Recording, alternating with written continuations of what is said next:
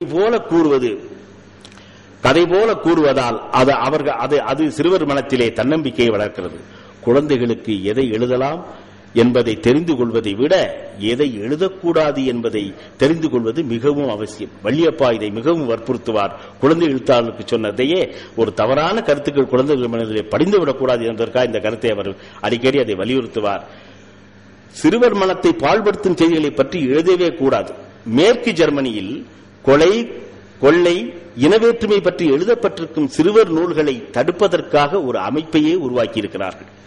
கதைகளில் காணப்படும் நிகழ்ச்சிகள், நிகழ்விடங்கள் ஆகியன உண்மையானவையாக இருக்க வேண்டும். கதை அறிவோடு கதை நிகழும் இடத்தை பற்றிய அறிவும் ஏற்படுமானால் புவியியல் பற்றிய செய்திகளையும் அவர்கள் எளிதாக கற்றுக்கொள்கிறார்கள். குழந்தைகளுக்கு பறவைகள், மிருகங்கள் ஆகியவற்றத்திலே இருக்க வேண்டிய பிடிப்பை பாரதி அழகாக பாடுகிறார். கொத்தி திரியும் அந்த கோழி, அதை கூட்டி விளையாடு பாப்பா, எத்தி திருடும் அந்த காக்கை, அதற்கு இறக்கப்பட வேணுமடி பாப்பா. இப்படிப்பட்ட ஒரு தொடர்பு மிருகங்களுடன் ஏற்பட்டிருப்பது எல்லா நாட்டினருக்கும் பொதுவானதே. அதனால் தான் மிருகங்களை மையமாக கொண்டு எழுதப்படும் கதைகள் குழந்தைகளிடத்திலே மிகுந்த செல்வாக்கை பெறுகின்றன என்பது இயற்கையின்பாற்பட்ட விதியாகும். விடியற்காலையானது அன்றைய நாளை பொழுதை காட்டுவதைப் போல குழந்தை பருவம் அதன் மனித வாழ்க்கையை காட்டும் என்று சொல்கிறார் மில்டன். இதைத்தான் விளையும் பயிர் முளையிலே என்று நாம் கூறுகிறோம். சிறுவர் நூல்களுக்கு சிறந்த மதிப்பீட்டாளர்கள் சிறுவர்களே ஆவார்கள். சிறுவரிடத்தில் அவர்களுக்காக எழுதவிருக்கும் கதையை சொல்ல வேண்டும். அதை அவர்கள் எப்படி ரசிக்கிறார்கள் என்று அறிந்து கதையின் போக்கை அமைத்தால் அது சிறந்த பயனை தரும். ஜெர்மனியில் கிறிஸ்டோப் ஸ்மித் என்ற குழந்தை எழுத்தாளர் தாம் எழுதிய கதையை முதலில் சிறுவரிடத்திலே படித்து காட்டுவார். படித்து முடிந்ததும் அதே கதையை அச்சிறுவர்களுக்கு எழுதி தருமாறு வேண்டுவாராம். சிறுவர்கள் எழுதி தந்ததை ஊன்றி படித்து எந்தெந்த நிகழ்ச்சிகள் அவர்கள் நினைவில் நின்றன, எவை மறந்து போயின என்பதை கவனித்து அதற்கேற்ப கதையை மாற்றி அமைப்பாராம். இதனாலேயே அவருடைய தம் கதைகள் சிறப்புடன் வெற்றி பெற்றதாக அவர் தம் சுயசரிதையில் குறிப்பிடுகிறார். எந்த வயது பிரிவினருக்கு நாம் எழுதுகிறோமோ அந்த வயது பிரிவினர் அறிந்த சொற்களையே நாம் கதையில் கையாள வேண்டும். அவர்கள் அறிவுக்கு எட்டிய நிகழ்ச்சிகளையே அமைக்க வேண்டும். இடத்திற்கு இடம், பேச்சு வழக்கு மாறுபடுவதால் பொதுவான வழக்கில் உள்ள செய்திகளையே கையாள்வது அவசியம். உலகம் ஒரே குடும்பம் என்ற மனித நேயத்தை வளர்க்கும் வகையில் கதைகள் எழுதப்பட வேண்டும். குழந்தை இலக்கியம் கற்பிப்பது எப்படி? நான் ஒரு எழுத்தாளராக உருவானதே என் ஆசிரியரால் தான். நான் 8ஆம் வகுப்பு படிக்கும் பொழுது எனது ஆசிரியர், அறிவியல் ஆசிரியர் வராத சூழ்நிலையில் தமிழாசிரியர் அங்கே வந்திருந்தார். அங்கிருந்த மாணவர்கள் எல்லாம் நீங்கள் உங்களுக்கு தெரிந்ததை பாடலாக எழுதி காட்டுங்கள் என்று சொன்னார். எல்லோரும் பாடல்கள் எழுதி காட்டினோம். அப்பொழுது என்னுடைய முறை வந்தபோது அவர், உனக்கு கொஞ்சம் எழுத வருவது போல் தெரிகிறது, நீ முயன்றால் ஒரு எழுத்தாளனாக உருவாகலாம் என்று அன்று போட்ட விதைதான் நான் 40 வருடங்களாக குழந்தைகளுக்காக இதுவரை 40 நூல்கள் எழுதியிருக்கிறேன் என்ற கருத்தை தெரிவிக்கிறேன். Children's literature in the elementary school என்ற புத்தகத்தை ஒஹையோ ஸ்டேட் யூனிவர்சிட்டி பேராசிரியர் சார்லட் எஸ் ஹட் என்பவரும் நெப்ராஸ்கா பல்கலைக்கழக பேராசிரியர் டோரிஸ் எங் கூன் என்பவரும் எழுதியிருக்கிறார்கள். தொடக்கப் பள்ளிகள், நடுநிலைப் பள்ளிகள், ஆசிரியர்கள் குழந்தைகளிடத்திலே இலக்கிய புத்தகங்கள் வாசிக்கும் பழக்கத்தை எப்படி ஊக்குவிக்கலாம் என்று அதில் விரிவாக ஆராய்ந்திருக்கிறார்கள். அமெரிக்காவில் தொடக்கப் பள்ளிகளிலேயே பிள்ளைகளை குழந்தை புத்தகங்களை படிக்க தூண்டும் வகையில் பாடத்திட்டத்தில் நேரம் ஒதுக்கியிருக்கிறார்கள். வகுப்பு வேளையில் புத்தகங்கள் படிப்பதற்காக தனியே நேரம் ஒதுக்கி குழந்தைகளுக்கு விருப்பமான புத்தகங்களை படிக்க சொல்கிறார்கள். இப்போது நமது மாண்புமிகு டாக்டர் கலைஞர் அரசும் இந்த பள்ளியிலே இந்த நூல்நிலைய புத்தகங்களை படிப்பதற்காக நேரம் ஒதுக்குவதாக அறிவித்திருக்கிறார்கள் என்பதை நான் மகிழ்ச்சியோடு சொல்லிக்கொள்ள ஆசைப்படுகிறேன். வயதுக்கேற்ற வகையில் நூல் நிலையங்களில் புத்தகங்கள் வாங்கி வைத்திருக்கிறார்கள்.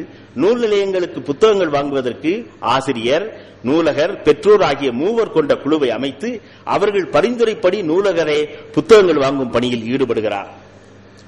குழந்தைகளிடத்தில் அவர்கள் எந்தெந்த புத்தகங்களை விரும்புகிறார்கள் என்று கேட்டறிந்து அதையும் கருத்தில் கொள்கிறார்கள். குழந்தைகள் விரும்புகிறார்கள் என்பதற்காக அவர்கள் விரும்பும் அனைத்தையும் அங்கு வாங்கி வைத்து விடுவதில்லை. தீமை பயவாத நல்ல பயன்களை விளைவிக்கும் நூல்களை வாங்கி கொடுக்கிறார்கள். அமெரிக்காவில் குழந்தை புத்தகங்களை பற்றி மட்டும் மதிப்புரை வழங்குகிற பல மாத, வார இதழ்கள் அங்கு வெளிவருகின்றன. அங்கு வெளியாகும் அனைத்து புத்தகங்களையும் அவை மதிப்பீடு செய்து எழுதுவதை ஆசிரியர்கள் படித்து சிறந்த புத்தகங்களை தேர்ந்தெடுப்பது இன்னொரு முறை. பள்ளிகளில் புத்தக காட்சிக்கு ஏற்பாடு செய்து குழந்தைகள் புத்தகங்களை பார்க்க செய்கிறார்கள். அந்த குழந்தைகள் எம்மாதிரி புத்தகங்களை விரும்புகிறார்கள், எம்மாதிரி படங்களை ரசிக்கிறார்கள் என்பவற்றையெல்லாம் ஆசிரியர்கள் மதிப்பீடு செய்து நூல் நிலையத்திற்கு புத்தகங்கள் வாங்குகிறார்கள். இது போன்ற முறைகளை ஆசிரியர்கள் பள்ளிகளில் கையாண்டால் குழந்தைகளின் வாசிப்பு திறன் நிச்சயம் மேம்படும். சிறுவர்கள் பலர் எழுதும் திறமை பெற்றவர்கள். அதை தூண்டுவதற்கு ஆசிரியர்களே இன்றியமையாதவர்கள்.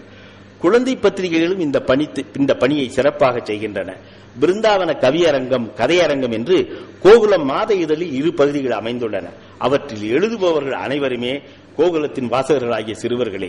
இந்த குழந்தை இலக்கியம் இன்று எழுதுவதற்கு நாம் சிறுவர்களிடத்திலே தயவு செய்து பெற்றோர்களே, வந்திருக்கிற பெற்றோர்களை உங்கள் மன்றாடி கேட்டுக்கொள்கிறேன்.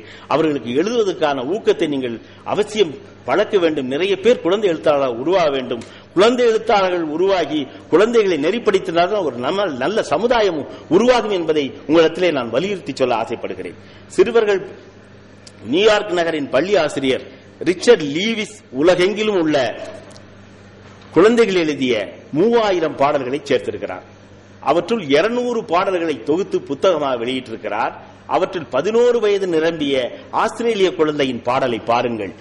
A good poem must haunt the heart and be heeded by the head of the hearer. இப்படி ஒரு 200 பாடல்கள், குழந்தைகளே எழுதிய பாடல்களை அவர் புத்தகமாக தொகுத்து வெளியிட்டிருக்கிறார். குழந்தைகளிடத்திலே அந்த அளவுக்கு திறமை மிகுந்திருக்கிறது என்பதை பெற்றோர்களும் ஆசிரியர்களும் கட்டாயம் நெறிப்படுத்த வேண்டும். பள்ளி மாணவர்களுக்கு கையெழுத்து பத்திரிகை ஒன்று நடத்த செய்து அதில் பல புதிய செய்திகளை அவர்களை கொண்டு எழுத செய்ய வேண்டும். புதிய செய்திகளை சொல்ல வேண்டும் என்பதற்காக அதில் எழுத விரும்பும் மாணவர்கள் புத்தகங்களை படிப்பார்கள். குழந்தை கவிஞர் அள வள்ளியப்பா, டாக்டர் பூவண்ணன் போன்றவர்கள் தங்கள் மாணவ பருவத்தில் இதுபோன்ற கையெழுத்து பத்திரிகைகள் நடத்தி வெற்றி கண்டதால் தான் பின்னாளில் தலை சிறந்த குழந்தை எழுத்தாளர்களாக அவர்கள் உருவாக முடிந்தது. அமெரிக்க பள்ளி குழந்தைகளுக்கான ஏராளமான புத்தக சங்கங்கள் அமைத்திருக்கிறார்கள். புக் பேங்க், இவை பள்ளிகள், இங்கும் நம்ம ஊரிலும் புக் பேங்க் இருக்கிறது. அந்த முறையாக செயல்பட்டால் மிகுந்த பயனை தரும். குழந்தைகளுக்கு புத்தக வங்கி ஏற்படுத்தி அதில் தரமான புத்தகங்களை சேகரித்து குழந்தைகளுக்கு படிக்க கொடுக்கலாம். பணம் செலவழிக்க இயலாதவர்களுக்கு இந்த புத்தக வங்கி நல்ல கொடையாகும் என்று கருதுகிறேன். Early childhood in education today என்ற புத்தகத்தை ஜார்ஜ் மரிசன் என்ற அமெரிக்கர் எழுதியிருக்கிறார்.